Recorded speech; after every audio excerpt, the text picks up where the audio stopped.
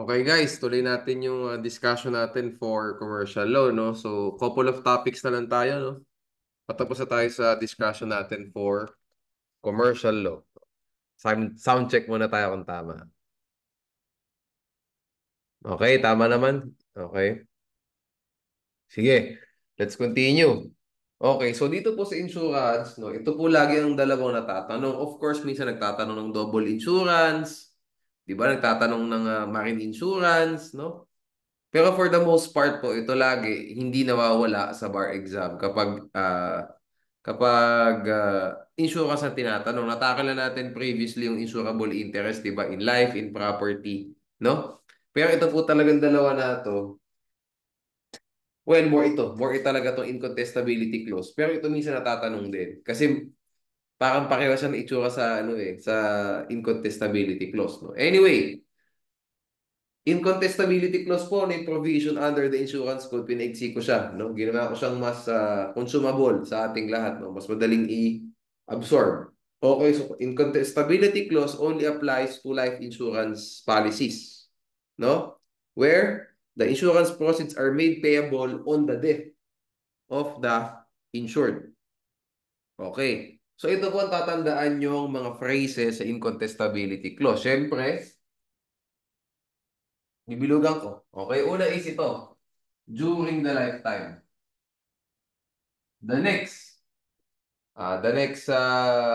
phrase that you have to understand, have to memorize is ito. Siyempre, 2 years from issuance or last reinstatement. Okay? So, doon muna po tayo sa during the lifetime. What does this mean? Sabihin natin, uh, May 2019, doon po, yun yung effective date ng insurance policy. Life insurance policy, May 2019. Okay. Namatay yung insured, June 2019, so 1 month lang. May 2019, June 2019, patay na siya. Later on nalaman, no, within the 2-year period, sabihin natin, after 2 months, no, June, July, August, nalaman ng insurance company na etong insured ay nagsinungaling sa insurance policy niya. Hindi niya sinabing meron siyang hypertension, may hypertension pala siya. So ano ngayon na nangyari? Yung beneficiary ng insurance policy, dininay yung claim niya ng insurance company. Ang tanong, should the insurance company deny the claim or should it grant the claim? It should grant the claim. Tandaan nyo. Kasi ang tawag ito, the rescission of the insurance policy must happen during the lifetime of the insured. That's the first phrase. Sabihin natin namatay siya within the 2-year period. Namatay siya within the 2-year period. No?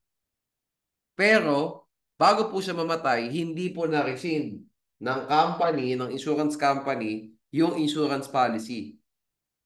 Incontestable na rin po yung insurance policy na yan, yung claim sa insurance policy na yan, life insurance policy na yan. So, kahit na po within the 2-year period na, within 2-year period, namatay na yung tao, namatay na yung insured, incontestable pa din. Okay? So ito po, at tatandaan nyo lagi, ito ang tanongin nyo sa sarili nyo, kaya inistangan ko siya. Ito ang, excuse me, ito ang tanong niya dapat sa sarili nyo to determine kung incontestable o pwede pang i-deny, no? Ng insurance company yung insurance claims ng insured, ng beneficiaries ng insured, no? Was the insurance policy, life insurance policy, rescinded while the insured was still alive and within 2 years from the issuance of the life insurance policy. So may dalawa po kayong kailangan tingnan. Dapat mag-rescind siya within the 2-year period from the date of issuance, date of last reinstatement, and the insured must still be alive. Okay? Tandaan niyo yan. Kailangan buhay at within the 2-year period pa. Pag may isang sumablay dyan, incontestable na po yung life insurance policy. Both must concur. Like example ko kanina, di ba, within the 2-year period din nila eh.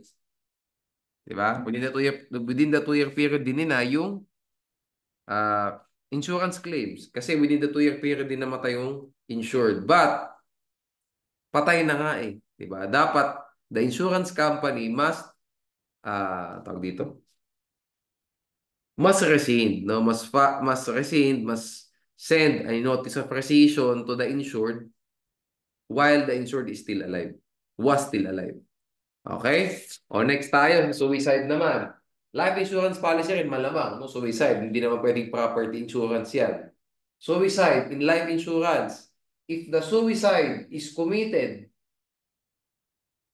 within 2 years from the issuance, the insurance policy can deny the claims of the beneficiaries of the insured who committed suicide. But if nag-suicide po after 2 years, if nag-suicide after 2 years, no? From the date of issuance of the insurance policy or the date of the last reinstatement,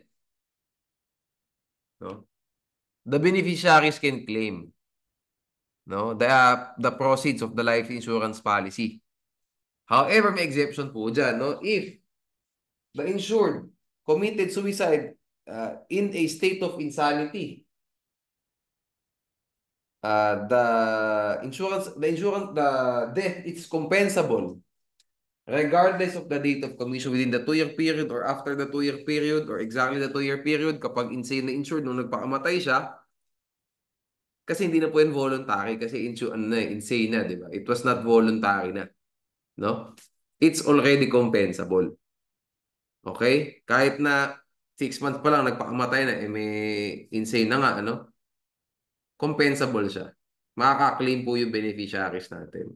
Pero tatandaan nyo hindi insane, no? Talagang tama ang pag-iisip. Titingnan po natin yung 2-year period dyan. Within the 2-year period, denied yung claims ng beneficiaries. No? After 2 years, must be granted, must be given. Okay? Okay. Next tayo. Sa common carrier naman po tayo. Sa common carrier po, may maraming dako, no? Paano tayong tatanungin dito? Yung sa civil code na lang po na common carrier. Kasi yun talaga yung basic, no? Doon lagi lumalabas yung tanong, no? Kasi nga ayaw ko, kaya nga tayo may pre-week para yung mga idinadagdag nating prediction sa kung ano yung matatanong. Andyan. Pero dito po sa discussion nga natin, gusto ko sana we focus on the basic principles. No? Approached from a different angle. Kasi kung pupusta tayo, malamang dito yung tanong, no? Somehow, mo itatanong to kung hindi next year, kung hindi this year, baka next year or next year. Kasi dyan lang po talaga umiikot yung mga tanong for the most part. No, sa common carrier, di ba laging may ano, no, may may changes yan. Minsan civil law, minsan commercial law. Nung time namin ata, commercial law na siya, nilipat na yun, no? Pero ayan, nasa commercial law siya this time, no? So, sa common carriers po, no, under the civil code, siyempre covered pa rin naman yung civil code kahit nasa commercial law tayo magdi-discuss, no?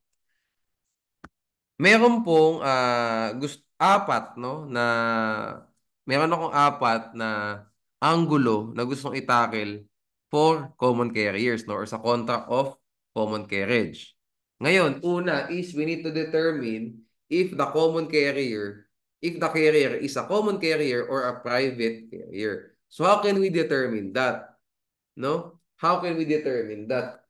Ito po, kaya nilagyan ko ng to na to. Ano ibig sabihin nito? Kasi baka ganito po yung likely na ilalagay nyo sa bar exam, sa answer nyo sa bar, no? Basically, I'm trying to, I'm trying to provide you, no, with a possible legal basis pagsasagot kayo.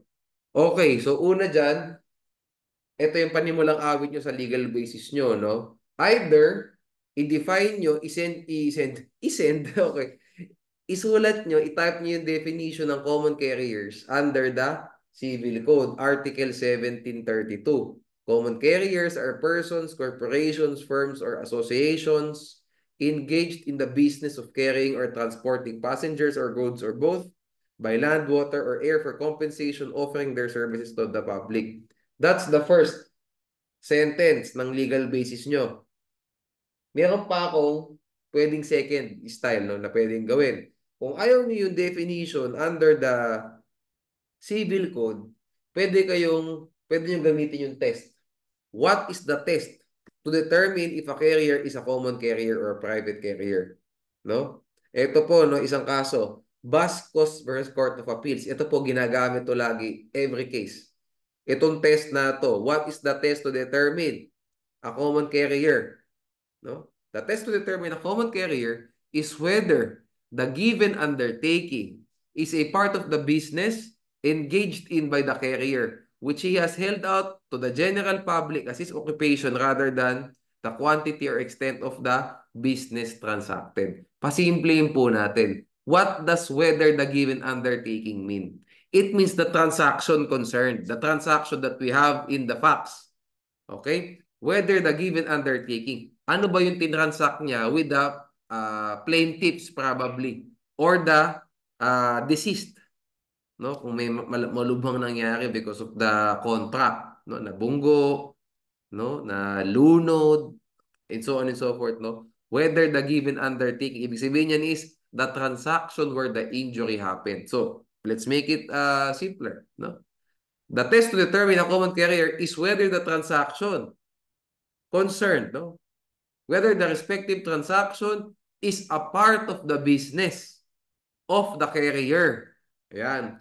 Which he held out to the public as his occupation rather than the quantity or extent of the business transacted. Okay. So yung transaction ba na to, part ba to ng negosyo ng carrier, whether common or private, di ba? And he or it held out this transaction to the general public as his occupation. Ito ba talaga ginagawa niya? Pinakita ba niya sa publiko na ito talaga ginagawa niya? Okay? Instead of checking kung gaano kadami o gaano kalaki yung business transacted, na like this one. Okay? Pwede nyo sabihin yun, pwede nyo sabihin yung Article 1732. Binigyan ko lang kayo ng two avenues. No? Ngayon, I get it po yung test na ito. Medyo ano siya, maybe you will have a hard time memorizing it and parang isulat sa bar exam. No? Kasi medyo complicated yung sentence na yung wording ng provision. But ala, you have to do it. No? Kung para sa akin po, mas ano mas gusto kong ilagay yung test. Kasi yun talaga yung talagang yun yung straight to the point para nating malalaman kung common yan o private carrier. The test. Okay? Other than that, no? Ito ang gusto kong ilagay nyo. Kasi ito po lagi inilalagay ito sa uh, kadugtong, no? After nito panumalang amit na to, di ba? The civil code does not make a distinction between a carrier, no? Whose principal business activity is the carrying of persons or goods or both, or if he is carrying them only as an ancillary activity or tinatawag nating sideline. So, first sentence, di ba? The civil code does not make a distinction between a principal activity or an ancillary activity of carriage of persons or goods or both. Further, it did not make a distinction between a contract of transportation on a regular scheduled basis or a sporadic, no? Unscheduled episodic basis. Okay, so let's make it simpler, no? Pag sinabi mong, paano natin sabi yung simple, gawa natin na example. Okay? Ride-hailing apps. Ang ride-hailing app, sabihin natin, huwag na natin i-argue kung yung app mismo is a common carrier or not. Ang alam lang natin, sure tayo, the app is a public service, no? Public is covered by the term public service under the Public Service Act. Huwag na tayo doon. Kasi parang hindi pa talaga clearly defined, no? Hindi pa talaga uh, parang hindi pa talaga Tapos yung kaso about the ride-hailing apps, no?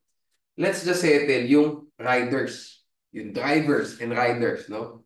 Are they common carriers or not? I-settle po natin, no? So, wag na natin, hindi ko na i-apply yung definition at saka yung test. Instead na i-apply na lang natin dito itong tatlo na to. Principal, ancillary, regular, sporadic, no? Tapos, general public or to a limited clientele or narrow segment. Gawa natin ng ah, breakdown, no? So, sabihin natin, ride-hailing app nga, no? Motor, principal business activity. O, ito ang panalo, no? Di ba? Pag ride-hailing app. Next, sporadic sila, guys. Hindi sila regular, hindi sila scheduled basis. Di ba? Kasi they can parang join the pool, di ba, of active riders anytime they want. So it's sporadic, unscheduled, not regular. Okay? Episodic. Kung kailan nila gusto. Di ba? Yun nga ang ganda dyan, binibigyan sila ng freedom. Di ba? Kapag may kotse ka, no? At syempre, para ma-araw-ay mo yung kotse mo, hindi masyadong ma-stock sa bahay, grab, di ba? Pero ano yan, unscheduled. Hindi katulad siya ng ibang mga carriers na talagang schedule na ganito, 7 to 7 dapat tumatakbo. Hindi ganun, no? Tapos, they are offering their services to the general public. Kasi anyone who uses the app can or will have the possibility of engaging them as their carrier. Okay. Ngayon po, no, dun sa isang case, yung sa case nung LTFRB versus wait lang LTFRB versus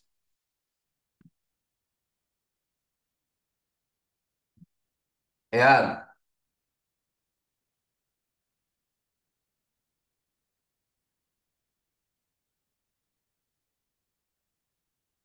LTFRB versus ang hirap naman, ayan, Honorable Carlos A. Valenzuela. O, ayan. And DBD OYC Incorporated, no? LTFRB versus Honorable Valenzuela, no, of RTC Mandaluyong and DBD OYC. So, sino po ba si DBD OYC, no? Angkas po, no? Ito yung parang pangalan ng corporation ng Angkas. O ngayon, dinetermine po kung yung Angkas Riders, no? Are they common carriers or not, no? So, dinistinguish po talaga clearly sa kaso na yan. Ito, in-apply siya properly yung principal, ancillary, regular, sporadic, general public, or narrow segment or tinatawag na limited clientele, no? Yan mga mas basic po na example dito, no? Like halimbawa, service high school. Di ba, anak, yung mga estudyante, pag hindi natin ng magulang, service ang maghahatid. Yung bang service na yun, common carrier or private carrier? Common carrier po. Why? Kasi the law does not distinguish, the civil code does not distinguish between a carrier who caters its services to the general public or to a limited clientele. In this case, limited clientele kasi ilan? 20 people lang, 20 students lang, limited clientele siya. But still, common carrier. Why? Kasi gagamitin natin yung test, yung undertaking niya of transporting students from school to the house and from the house to the school. Diba? The carrier held this out, di ba, to the general public as his occupation. Yun talaga yung trabaho niya. Di ba, nakita niyo na-apply natin yung test, di ba? Casually. Dapat pinapasok nyo ng ganun, no? Kasi get ko naman po sa cases natin, mas expensive talaga yung discussion. Maybe hindi na nga gagamitin yung test kasi mas extensive talaga. Talagang hihimayin yung facts, hihimayin yung ebidensya ng parties. No? Pero ang suggestion ko nga sa inyo sa bar, pag mga may ganyan, that test, no? Minsan definition, no? Ipapaask nyo talaga doon kung ano man yung facts na binigay sa inyo ng bar exam or bar examiner. Ano man yun. Like yan, sa service ng school, pinasok natin yung test. O further, di ba? Yung pong service, babalik tayo sa ano later on, no, sa ride hailing apps. Oh, principal activity po yan, no? Service. That's its principal-based activity. Diba, yun talaga ang trabaho niyan. Maghintay ng estudyante sa umaga para maghatid sa school at maghintay ng estudyante sa school ulit para maiuwi sila, di ba? Okay. O ngayon, regular basis yan. Kasi siyempre, ang school, merong alas 8, time na, ano? Start na ng first subject. Alas 5, uwian na ng mga bata. Regular basis. Tapos lastly, limited clientele sila. Sige na, i-apply natin. No? Gano'n, no? Minsan, you need to be independent pag nakakita na kayo ng facts, nakakita na kayo ng doctrine na ginamit na Supreme Court. Yung application side ng case, maybe, bago nyo basahin yung application ng court, gamitin muna natin yung ano natin, analytical skills. Nabasa mo na yung facts, nabasa mo na yung doctrine, how, pumipiyak na ako guys, I'm sorry. No? Ano na, pagod. Okay, anyway. I-apply mo. I-apply nyo. Diba? Ayun, may ginagawa ko na nga para sa inyo kasi ano na tayo, di ba? Crunch time na to, no? At this point. Ganon. No? I-apply natin yung facts doon sa doctrine na sinabi. Tayo na ang mag-fill in the blanks, basically. Okay, ngayon, balik tayo dito sa angkas, no? Angkas case na to, no? Itong sa LTFRB versus Honorable Vasquez. Okay. Ayan. While DBDOYC claims that another distinguishing factor of its business is that its drivers may refuse at any time. Okay. Any legitimate demand for service by simply not going online or not logging into the online platform. Okay?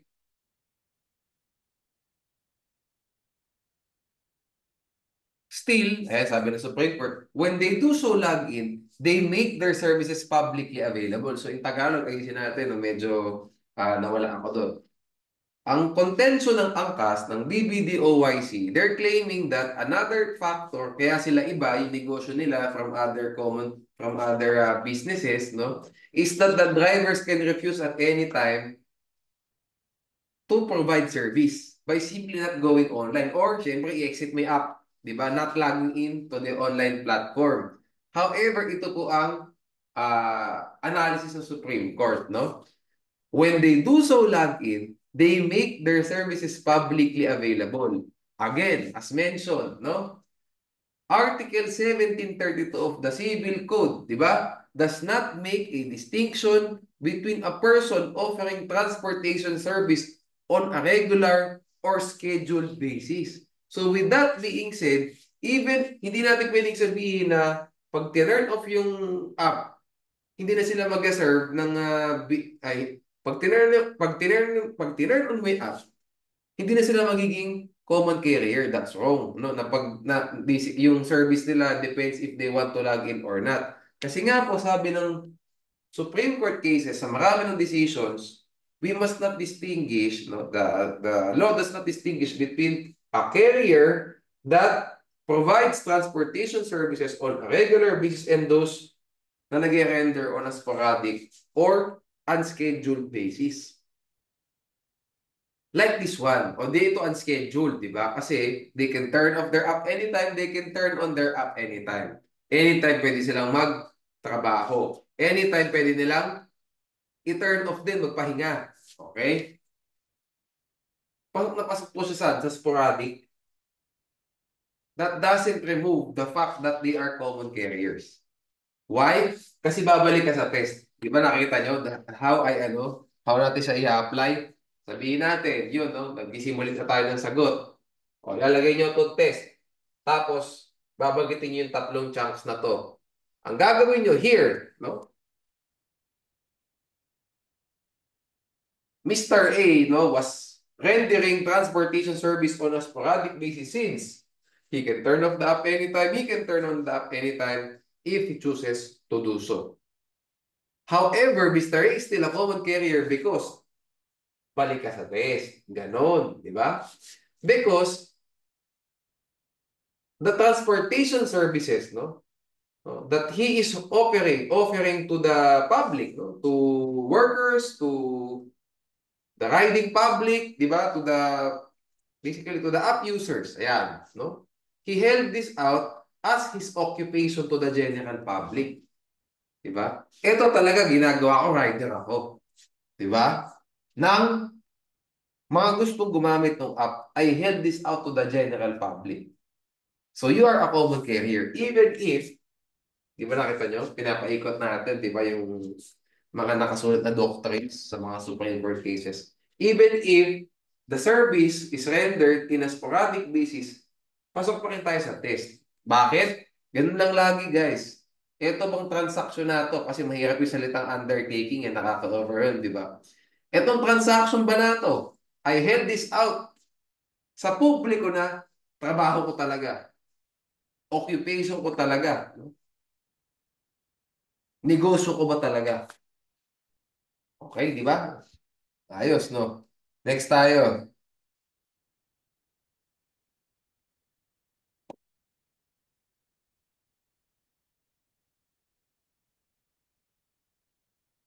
Ayan. Yun, yun, no? So, in that sense po, no? Ang cash riders, no? From this case, saan sila papasok dyan? Principal-based activity, no? Mag-transport, no? Ng tao o ng bagay, di ba? Pag ano ka, papa-deliver, sporadic, and general public. Kasi publicly, ano eh, once inon niya app, once inon po ni rider yung app, available na po yung services niya to the public. Ngayon, ang ginagawa po nung ano, nung base po sa case, ang ginagawa nung app, no, yung may-ari nung app, yung operations nung app, sila ang bahala mag-match dun sa app user at saka sa app riders, di ba? Bahala silang i-match. Pero the riders, they offer their services to the general public. O, ganun po. Di naman sa service, sa school, no? Principal, regular, limited clientele or narrow segment. Di ba ganun lang? But then again, balik tayo sa test ulit. The service, no? The school service offered ay the undertaking the transaction, no? Transportation of students, the school service of held this out to the general public as his or its occupation, di ba?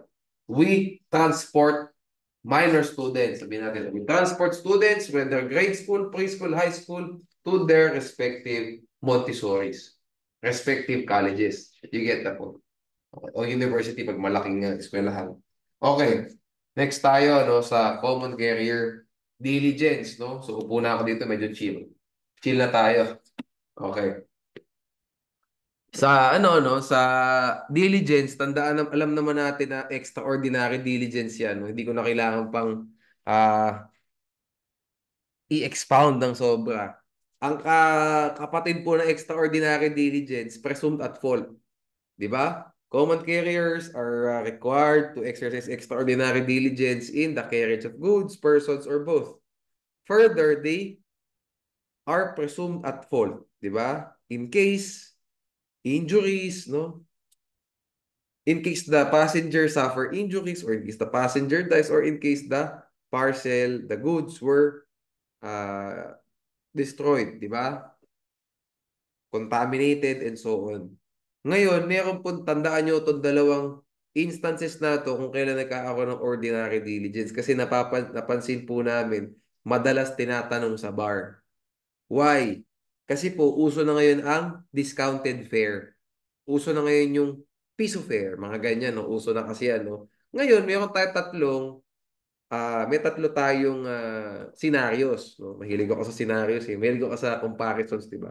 Una is full price. Okay. Next is reduced. So, discounted price. Pangatlo po, gratuitous fare o libre. Yan. Okay. So, una is full price, walang discount. Pangalawa, discounted. Pangatlo, libre. O kapag full price po, extraordinary diligence talaga. The diligence cannot be lowered to ordinary diligence. That is a void agreement, void stipulation if paying passenger, no, tapos nilower yung diligence. That is contrary to the law. In violation po ng civil code, it's void. Next, reduced fare. Tandaan nyo, if reduced fare, the extraordinary diligence shall still be observed. It cannot be lowered kasi paying passenger pa din just at a lower price. So kahit na piso lang talaga binayad niyan, travel tax lang ang malaki bayad, no? Piso lang yung pinaka-fair talaga, still the same. Still the same, okay? Cannot be lowered. Cannot be lowered to ordinary. It must be extraordinary diligence. Okay? Lastly, guys, gratuitous fare. It can be stipulated in writing that the passenger no riding gratuitously no that the common carrier will only exercise ordinary diligence over this passenger who is riding for free. However, tatandaan nyo, there must be a stipulation in writing. So sabihin natin, pinaupo mo ng libre. Ato, gawa natin ng senaryo, guys. Practical, totoong buhay. Sabihin natin, pinasakay ng jeepney driver. Sige, sumakay ka na, no? Naawa, yung jeepney driver do sa isang tao, sumakay ka na sa akin, pauwi naman ako. Sumabay ka na sa akin. Nabangga ngayon yung jeep. Yun lang ang facts. Sumabay ka na sa akin, libre, sige, napaka naman tayo ng uuwian. Ayan, nabangga. Tanong, presumption ba nito at may presumption of fault ba? No? Si pangalan nito. Si driver, the answer is yes. Kasi wala pong stipulation. Tandaan nyo, para ma-lower natin yan to ordinary diligence, no? Ulitin ko, kailangan gratuitous yung transport and there must be a stipulation in writing. Okay? If wala po yung dalawa, no? Nag-stipulation pero reduced fare lang. That's avoid stipulation. Or gratuito siya, wala namang stipulation. Kapag po hindi nag-meet yung gratuitous at saka stipulation, lowering the diligence, extraordinary diligence pa din siya. Okay? And next thing, no, nagkaaroon po ng ordinary diligence is if the injury suffered, result po siya ng other passengers. Okay? Sabi po dito sa Civil Code, no, a common carrier is responsible for injuries suffered by a passenger on account of the willful acts or negligence of other passengers or of strangers. If the common carrier's employees, through the exercise of the diligence of a good father of a family, could have prevented or stopped the act or omission. Sabihin natin, yung common carrier po, chinek naman talaga yung bags, wala pong deadly weapons, walang nakakapatay, walang nakakabugbog na gamit. Ang nangyari, nagsuntukan sila sa loob. Tanong, is the common carrier liable for the injury suffered by, sabi natin yung isang passenger na bugbog, sarado? Is the common carrier liable? The answer is no. Because ang sabi lang po ng Civil Code is responsible po ang common carrier sa injuries ng isang passenger laban sa isa pang passenger if the common carrier through the exercise of ordinary diligence could have prevented or stopped the act. Ano po, alam niyo po yung mga extraordinary diligence, yung mga ordinary diligence na yan. Good father of a family is ordinary diligence, di ba? That's another word. Yan po mga yan, case-to-case basis yan. In this scenario, how can we exercise ordinary diligence? Aba, sinabi ko naman, nag-check naman ng bag eh. Nag-check ng katawan, walang deadly weapon. That is in compliance with the requirement of diligence of a good father of a family. Di ba? The common carrier already did its duty in preventing, no, the injuries of a passenger. It's just that nagsuntukan sila. So injuries were were inflicted on both parties, no, na nagsuntukan. The common carrier is not liable for that. Kasi nag-exercise siya ng good father of a family, no, in preventing, no. Kasi paano pag napalusot, no, mayroong panaksak, nailusot. Now, pwede pong magkaroon ng liability yung common carrier. Pag yung isang passenger na nakapagpuslit ng kutsilyo, sinaksak yung kapwa niya passenger. Okay, that is, tawag dito, liability na siya. O attorney, paano? Gawin natin medyo absurd. Paano pag sinaksak ng passenger yung stranger? May liability by common carrier? Aba, wala. Stranger eh. Anong rights po ng isang stranger sa common carrier? Na common carriage? Wala. Ang stranger, magkakaroon lang ng cause of action against the common carrier kung nabunggo ng common carrier yan. Pero sabihin natin yung stranger, hindi naman na siya passenger, no? Puslit lang, bigla lang pumasok secretly, no? Dun sa vehicle, no? O dun sa vessel, di ba? Stranger siya. So wala silang contractual relationship ng common carrier. Walang obligasyon yung common carrier to observe extraordinary diligence in taking care of this passenger, if taking care of this stranger. Diba? In the transportation of this passenger, wala po. Okay, so, lalo walang liability. O kaya pagka-passenger yan, diba? If mapapatunayan, no? Unless po kasi, diba? So, ang burden of proof po is ipakita ng common carrier that it observed ordinary diligence in preventing or stopping the injury from happening, no? Ayun, so you get the point. You get the point. Kung napakita niya na nag-observe naman siya ng ordinary diligence standard operating procedure in preventing possible injuries, no, between passengers, no. Wala siyang liability. Ang magiging liable lang diyan, nagsuntukan, saka sila maghablahan, di ba? Okay, next topic for common carrier. Okay, pag yung ano po, no, yung any cause of action, quasi delict ba, culpa contractual o criminal ba? Criminal act ba yan? Okay. Sige, pag contractual po, no, in breach of contract, only the carrier should be impleaded as a defendant in the case, no? The driver should not be impleaded because, no, the driver is not a party to the contract. The operator, the owner, no, of the vehicle, no, is the party, no, in the contract along with the passenger, no? Third party po ang driver dyan. So, the driver must be excluded from the suit. No? Pwede kayong tanongin dyan guys, remedial law at saka commercial law. Sabihin nyo lang pag ganun, pag commercial law ang approach, no? Because the contract of common carriage was entered into between the passenger and the owner of the motor vehicle, owner of the jeepney, owner of the carrier, no? The driver is a third party to the contract. Ganun ang dialogue kapag commercial law. Kapag naman remedial law, ang approach nyo dapat sa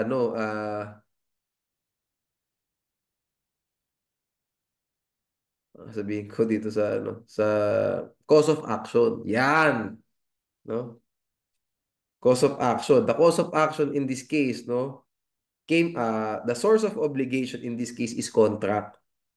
Yun, something like that, no? Parang ano, okay, this right, no, under the contract was breached by the common carrier, not the driver, no, as the driver is not a party to the case. Thus, no, the driver should not be impleaded in the case as a defendant. Something like that. Something like that. Focus kayo sa nasa rule 2. What is a cause of action? No? Of course, hindi talaga, no? Upon recollection nyo, ko palang iniisip yung sagot. Talagang unavoidable, no? Kung mag-remedial law ka, matatouch mo din yung topic sa civil law. Kasi doon mo, yun ang paraan para ma-justify mo bakit ang cause of action sa owner lang ng sasakyan eh. Hindi kasali yung driver, di ba? So, kailangan pa rin pala gumamit ng principles. Pero dapat ang panimulang awit nyo dyan, pag remedial law, what's the meaning of cause of action? Something like that. Okay? Ayun.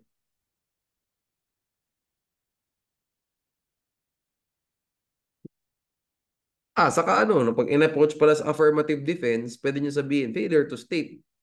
Diba? The passenger failed to state a cause of action against the driver because the allegations ba namang yan only pertain to the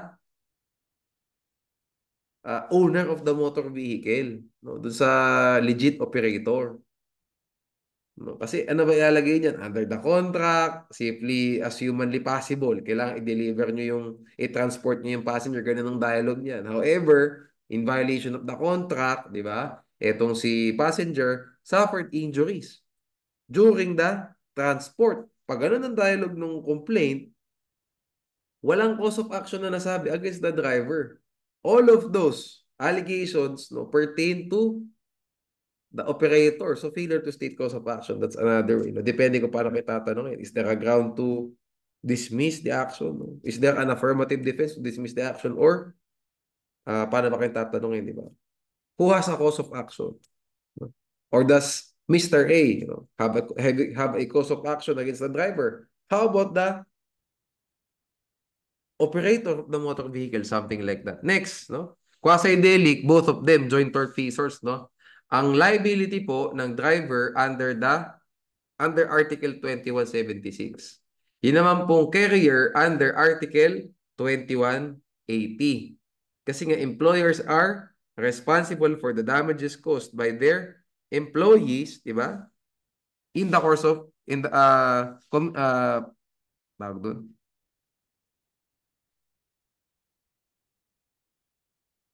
during the course of their duties, no? During the performance of their duties, napaghalo ko, sandali lang. Dalawa kasi yung provision na yun sa ano eh, sa 2180.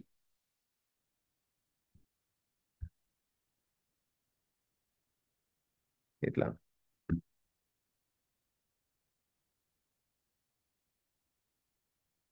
Yun.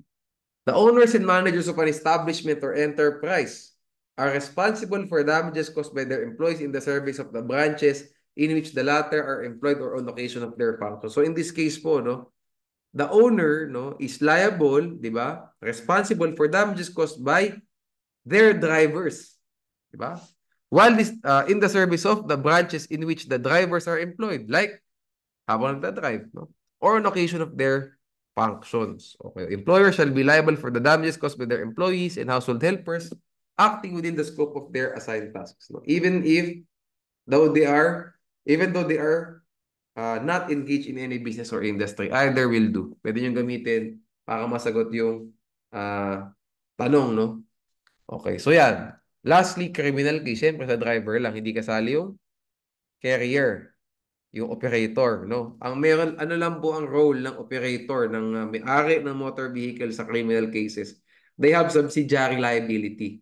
In case of insolvency of the driver, no, with respect to the pecuniary liabilities, with respect to the civil liabilities arising from delict. Di ba? Ganun po, no? Last question for common carriers, no? So, what are the claims, no? What are the possible claims of the heirs of the passenger in case of death or injury of passengers? Nasa Article 2206 of the Civil Code po yan. So, first is actual damages. No? Actual damages, medical expenses, hospital bills, no? And so on. Actual damages. Next is loss of actual damages based on loss of earning capacity. Okay? Next is moral damages, no? The spouse, legitimate and illegitimate descendants and descendants of the deceased may demand moral damages for the mental anguish that they suffered by reason of the death of the deceased. Okay? Actual damages, loss of earning capacity, tapos moral damages. Pwede magkaroon ng exemplary damages pero masyado nang malayo, guys. Malamang din na kayo matatanong to sa exemplary sa attorney's fees kasi civil code, ano na siya eh. Topics na masyado, no? Hindi na siya for commercial law. Okay? Tandaan nyo yun, actual damages, yung hospital, medical, no? Magkano naubos sa pagpapagamot, loss of earning capacity or the ability, no? To earn this person, no? And moral damages. Moral damages nino? Nung namatay o yung nabubuhay yung mga naiwan niyang mahal sa buhay? Yung mga naiwan niyang mahal sa buhay. Kasi patay na eh. Di ba? Wala nang moral damages yun. Okay? Yung moral damages po, cause of ano siya, relief for the living. Yan, relief for the living. Magandang dialogue yun. Okay. Move tayo to next topics, no? Securities Regulation Code na tayo. Buburahin ko lang yung mga sinulat ko sa likod. Home stretch na to. Last two topics. Tapos na tayo sa commercial law pagkatapos. Okay, tuloy tayo ng discussion no, sa insider trading tayo. So sa insider trading, may apat tayong principles na kailangan malaman. Insider trading from the name itself, insider. Okay? At kailangan may trading. At dapat nagkaroon po ng trading while there is a material non-public info. Tapos ito po yung exceptions. No? Nag-gain ba o hindi yung material non-public information from an insider? Or kung meron mong material non-public information, dinisclose ba yung information nato dun sa katransact natin? Okay, with that being said, let's tackle isa-isa, no? So, pinaka-important po dito talaga, insider. What does insider mean or what does it include? Of course, the issuer itself, meaning yung corporation. Okay, so malamang hindi tayo matatanong dyan. Saan po ang usual ng mga tanungan dito? Tandaan nyo, tip ko na lang sa inyo. Sa number 2, sa number 3, at saka sa number 4. Okay? Ay, number 5, I'm sorry. Number 5. Okay. O isahin natin. Director, officer of the issuer. Simple yan pag yan ang tanong sa inyo. Dapat pamigyan layout. Malamang si director kapag may exposure sa insider trading yan, ang point ko. Kasi insider po siya. Anyway, kailangan syempre mabuo pa muna yung lahat ng elements. Syempre, kailangan may material and public information muna bago magkaroon ng insider trading. O sabihin natin may material and public info. Tapos hindi naman dinisclose sa kausap na mayroon palang material and public info. Bumili o nagbenta ng security, ng shares. Si director or officer, insider trading siya. Anyway, that's the easy question. So check tayo dito sa dalawa. Okay. Ito po ang important. Yung number 3 talaga, kung papahirapan kayo, yung number 3 at saka yung number 5. Okay? Hayaan naman po natin yung government employee, director, officer of an exchange, self-regulatory organization or clearing agency. No? That has access, di ba, to the material public information. Hayaan muna po natin yun. Pero siyempre, basahin pa rin natin, intindihin natin. No? Intindihin natin siya kasi baka ngayon dito naman magtanong ngayon. Pero I'm just saying, mas madali po kasing gawa ng combo na mahirap na tanong. Sabihin natin, director tapos yung kapatid ng director. Yung director ba liable for insider trading? How about yung kapatid? Oh, di ba mas magandang gawa ng tanong? Anyway, dito tayo next sa relationship. Tandaan niyo po yung relationship sa number 3, relationship with the issuer. Relationship, relationship sa korpo. Okay? Nakalagay naman dyan di ba? I need to make sure.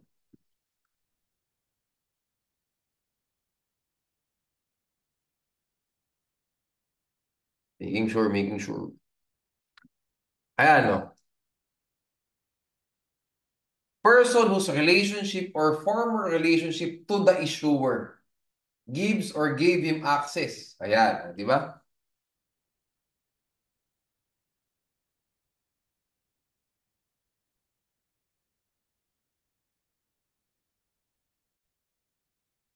Patandaan niyo ba, relationship to the issuer, hindi po relationship to a director of the issuer. Magkaiba po yun. Relationship to the issuer gave him access to material and public information. Okay?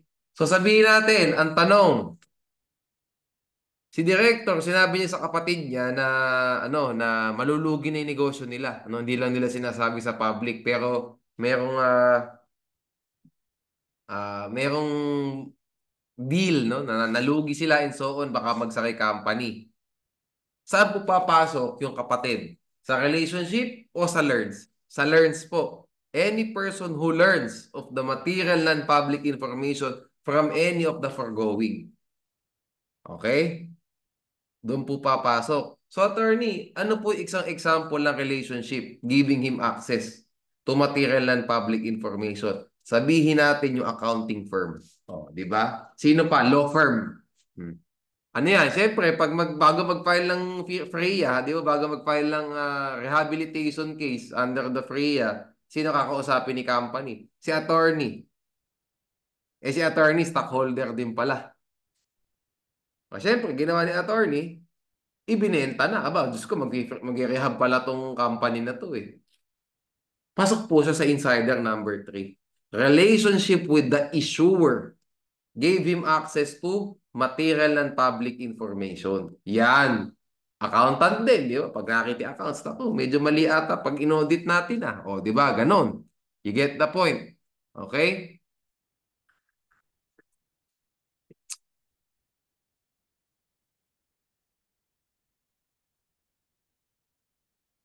If I remember, may sinagutan ba akong bar question dati? Yung ano, nakita siya parang sa photocopy shop sila. Parang photocopy business. No? Photocopying, paper business sila, no? Printing business. Nakita yung material and public information. Covered din po siya ng relationship. Giving him access to material and public information. Okay, so tandaan nyo sinabi ni director sa kapatid niya, sa pinsan niya, sa girlfriend niya, to whoever, na siya na yung kanyang company ay may bagong kontratang bilyon. O yan, material and public yun, di ba? Sa number 5 po siya papasok, tandaan nyo person who learns from any of the foregoing the said material and public information. O with that being said, dahil paulit-ulit tayo sa material and public information, what is material and public information? Dalawa lang po yan, no? Ang prediction ko sa bar po likely, yung first test is enough. The first test is enough, no? Hindi na natin kailangang i-apply pa yung second test to justify na material and public po yung info. Anyway, let's tackle, no? So the first kind of material and public information is that information which is not generally disclosed to the public.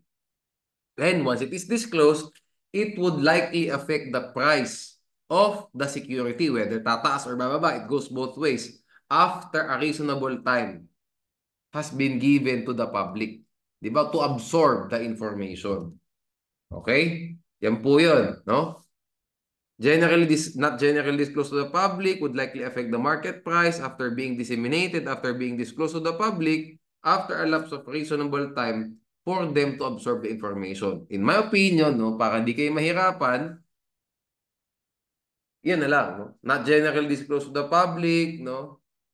And once disclosed, it would likely affect the market price, no? After giving the public a reasonable time to absorb the information. Yung next naman is, a reasonable person would consider as important, di ba? In determining the course of his action, whether to buy, to hold, or to sell the security. Actually, maganda nga kayo second eh. Mas siya, broader in scope. We don't care about the price. The price, pwede nga hindi mag-move yung price eh. Mas maganda, no? Upon reconsideration, parang mas gusto ko yung number 2. Kasi it's wider in scope. I can justify it na talagang material and public siya. If a reasonable person would consider this information as important in determining the course of his action, whether he will buy, he will hold, or he will sell the security concerned. Okay? So yan, no?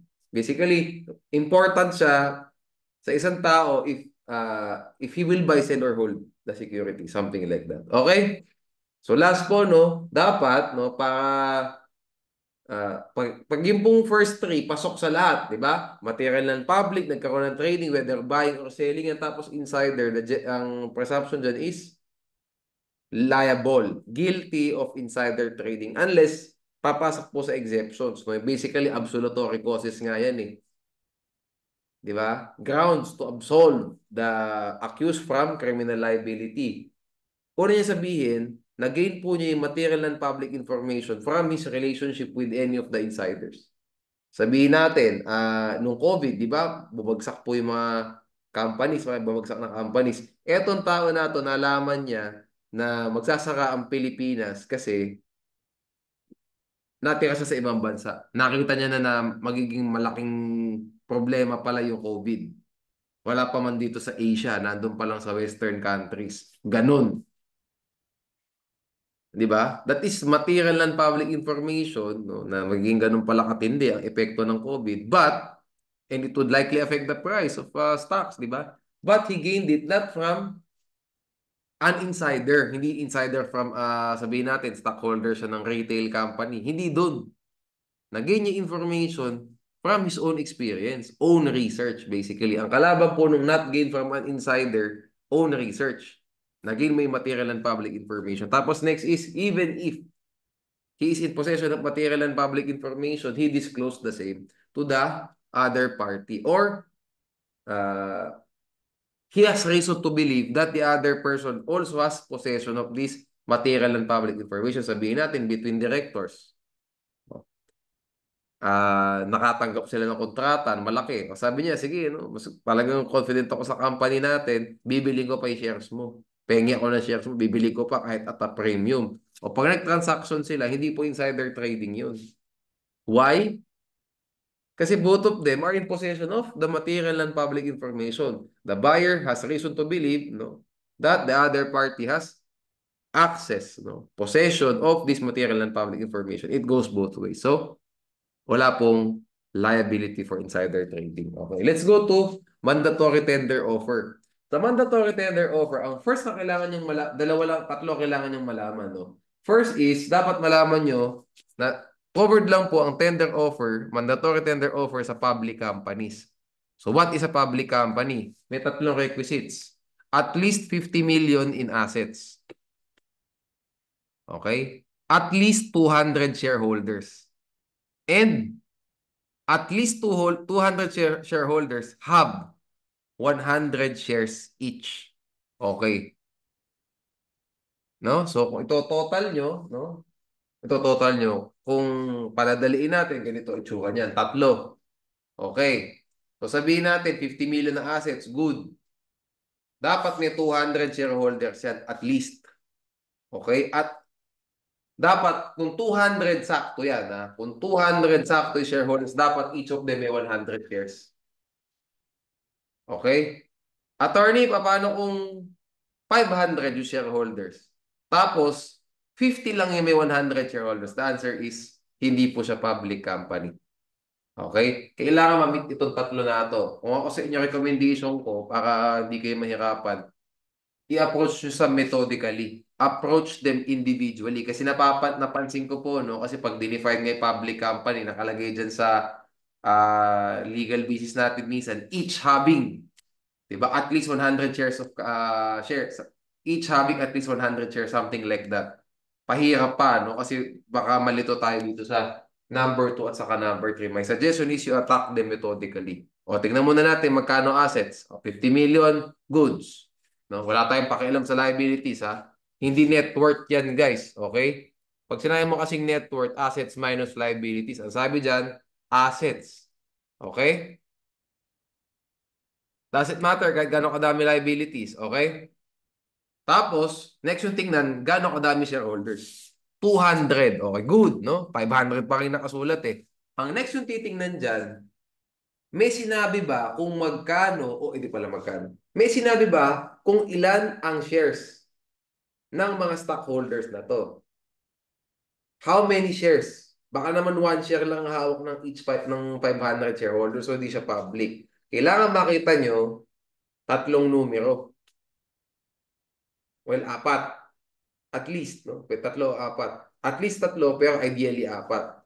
Yung pesos, assets, no? How many shareholders, and how many shareholders have 100 shares? At least. So, apat na numbers, no? Yung shareholders, in general, kasi baka ibang shareholders, one share lang ang hawak, 3 shares lang ang hawak, okay? So, ang third at saka fourth numbers na kailangan nyo makita, how many shares? 100 ba yan, no? Hindi pala. How many shareholders? Ilan sila? 200 ba yan? Ang may hawak ng at least 100 shares. So, 4 numbers. Okay? Approach them one by one. Attack them one by one. Analyze them one by one para di kayo malito. After knowing that, the next thing that we have to tackle is how many. So, pag nalaman natin public company, yung bang buyer ng shares ng public company na ito, ilang percent ang binili niya ng company. Okay, tandaan niyo to ha. Within a period of 12 months, kapag at least 35% siya, mandatory tender offer dapat. No? Tandaan niya, within 12 months. Kasi nakalagay po dyan, no, sa tender offer. Ayan, no, A at saka B, no? Sa IRR po ito ng SRC. Yung letter A, any person who intends to acquire 35% or more of equity shares. Ibig sabihin, one transaction yan.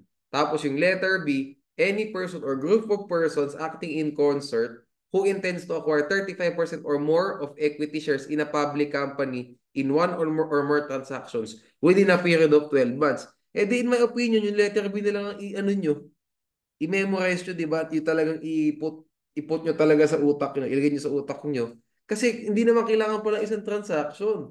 Kapag sa isang taon, within 12 months, no? Naka 35% yan cumulative, no? Ipon-ipon lang, one or more transactions. Eh di mandatory tender offer lang. Why do we still have to mention pa yung first? Why do we still have to memorize pa yung letter A sa utak natin, di ba? Bakit pa po kailangan for the purpose of answering a bar question, hypothetical na question, di ba? Doon na tayo sa number 2 kasi hindi naman pala kailangan one transaction, 35% eh. Pwede, konti-konti gradually, 12. Di ba? O pa 5%, 5% in 12 months. 60% na yun by the end of the year. Anyway, you get the point, no? Last, no? If any acquisition is less than 35% but would result in ownership of over 51% of the total outstanding equity shares. So sabihin natin, kahit na sakto 50% meron siya ngayon. Sabihin natin 50% niya na yon nung buyer, nung purchaser, na-acquire niya yun over a period of 10 years, no? Pa 5%, 5% siya every year. O, 10 years, so from 2010 to 2020, 5, 5, 5, 5, naka ano na siya, 50%. Noong 2021, 1% ang binili niya. Ginagawa ko absurd talaga yung question, yung example ko. Di ba? Para kita nyo. O 1% lang ang in-acquire niya in 2021. Kailangan bang mag-mandatory tender offer? The answer is yes. Tandaan nyo, public company dapat, no? 51% na kasi. Okay? Nakalagay po dyan, 51 ha. No? Sa SRC, implementing rules and regulations of SRC. So pag po 50.5, hindi pa kailangan. Tandaan, 50.1, hindi pa. 50.3, hindi pa kailangan. 50.9, hindi pa kailangan. 51% kung sa letter C. Okay? Ano po context ng letter C? Walang 35% acquisition within the period of 12 months. Mas maliit. Sabihin natin 20% lang. Pero before that, 32% ang stock holdings ni buyer sa company. O di 32 plus 20 isang transaction sabihin natin. In 1 year. O di 52 na siya. So kahit na 20% lang in-acquire mo in 1 year, mag-mandatory tender offer ka pa din. Okay. Last topic tayo for commercial law. Direct and indirect acquisition. Ito po example ng direct. Okay? Sabihin natin si ABC is a public corporation. So may 50 million in assets, 200 shareholders, 100 ay ano ba? At least 200 shareholders have at least 100 shares. Okay. Covered. 1 million po ang shares niya floating, no? Yung so, floating tuloy. 1 million yung issued shares. Total amount of issued shares. Total outstanding capital stock. Huwag yung mga floating-floating, baka mamali pa ako, no? Okay. So si Mr. A may dalawang paraan para siya magkaroon ng obligation, no, to conduct a mandatory tender offer. Dalawa. Either acquire niya 350,000 shares in 12 months kasi 35% siya or 51% of 1M nasa kanya na. So ilan ba yung 510,000 shares, di ba?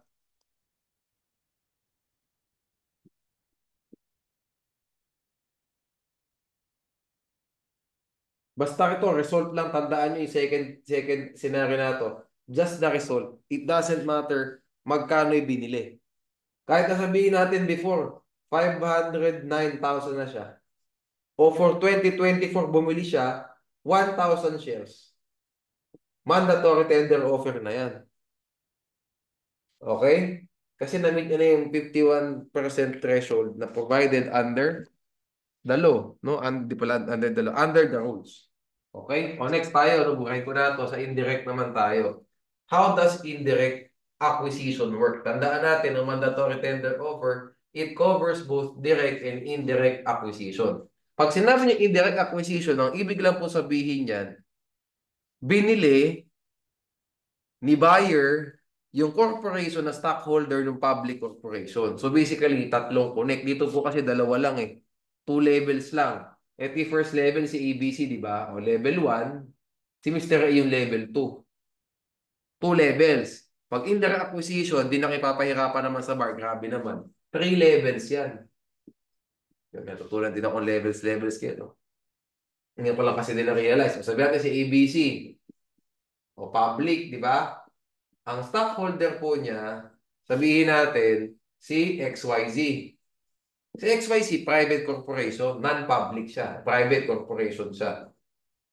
By the way, po pala, itatakal ko lang, hindi po kailangan na public corporation para sa insider trading. Ah.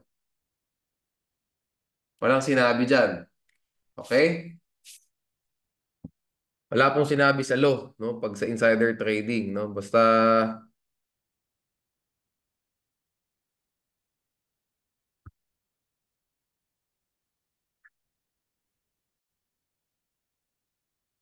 okay, two levels, no? So, sa mandatory tender offer, ayan. Si ABC, public corporation, si stockholder niya, si XYZ, private corporation siya, no? So, ibig sabihin, hindi niya na-meet to tatlo na to. However, owner po siya ng 35% ni ABC. 35% stockholder siya. Okay? Kung ano man yung total outstanding capital stock ni ABC. Anyway, let's make it in numbers, no? Wag yung percent kasi nakaka ano yun eh, nakaka-challenge pag percent eh, no? Gawin natin ano. Mahina din ako sa math kaya I understand you. So let's make it simple. Okay, so 1 million yung shares ulit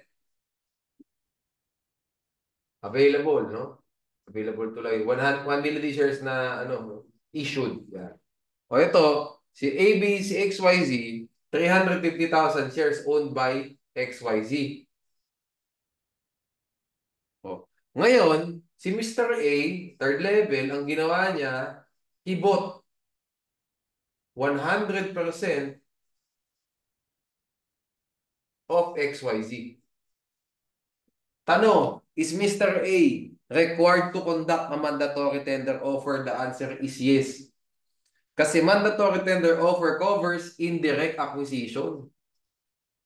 Indirect po ito eh. By acquiring XYZ, as a result po, yung 350,000 shares ni ABC na public corporation napunta kay Mr. A. Three levels. Mr. A acquired 100% of XYZ. XYZ owns 350,000 shares or 35% of ABC Corporation na public corporation. So as a result, si Mr. A, dumiretso na gano'n. Diba? 35% of a public corporation is now owned by Mr. A.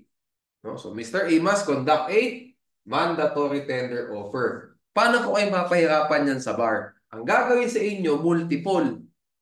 No? Multiple parties basically, may XYZ, may JKL, may MNO, tapos isa-isa sila, meron sila respective ownership dito sa 1 million na to. Yung isa 200, yung isa 300, yung isa 150, and so on and so forth. Tapos itong si Mr. A, pwedeng existing stockholders na ni ABC, tapos bibili niya yung mga katabi niya mga stockholders. Binili niya to si XYZ, binili niya to si JKL, binili niya to si MNO. Ilan po ba naging resulta within a 12-month period?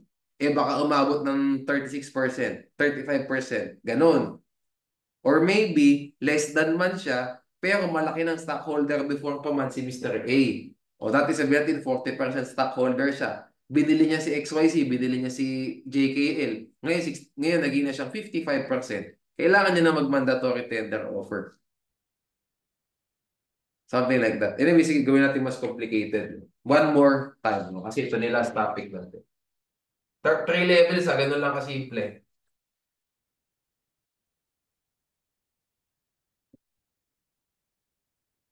Meron tayong hybrid, may second level, may third level tayo pa-factor in.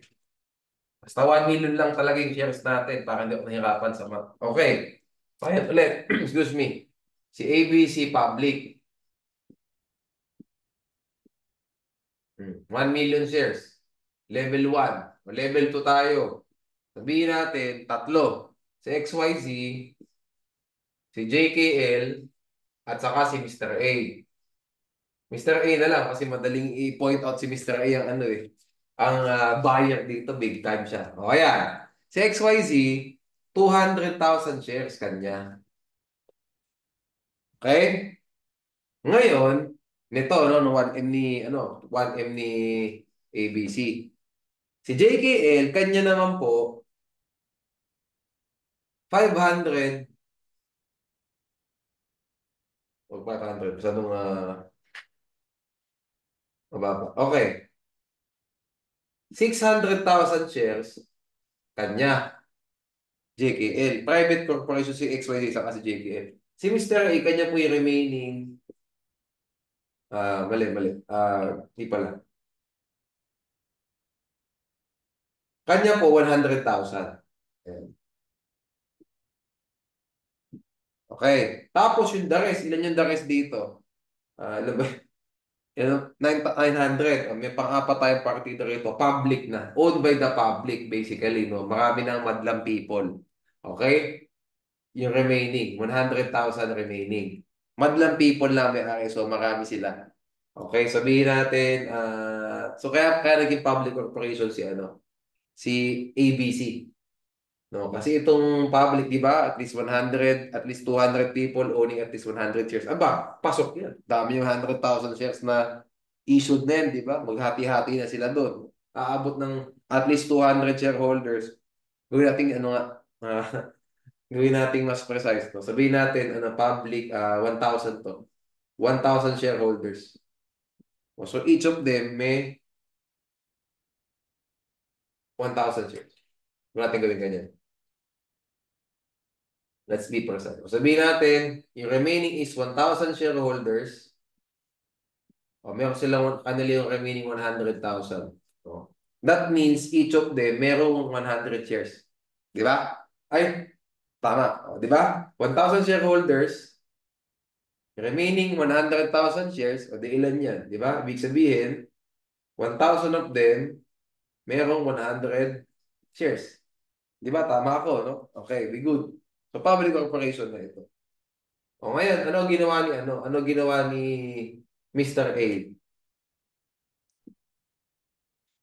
Within a 12-month period, ang ginawa ni Mr. A, no? Binili niya sa XYZ,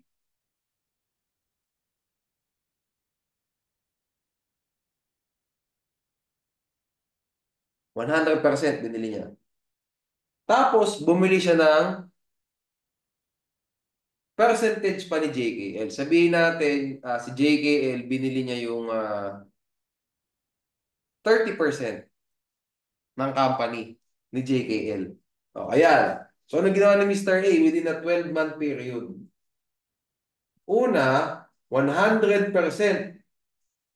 of XYZ binili niya. Number two, sabi ko 30%, di ba? 30% of JKL binili niya. O ngayon, ilan na ang nabili na indirectly acquire? Ilan na po ang na-indirectly acquire ni Mr. A na shares ni ABC? How much o how many pala? How much tuloy? Shares ko, di naman pesos eh. O, 100% XYZ, so 200,000 plus. Ano po ba ang 30% ng 600,000? Ano ba? 180. Oh, 380,000 yan. Covered ba siya ng mandatory tender offer? The answer is yes. Indirect acquisition. Okay? O, attorney, paano pag ganito? What if i-adjust natin ng konti? Yan. I-adjust natin ng konti. Sabihin natin,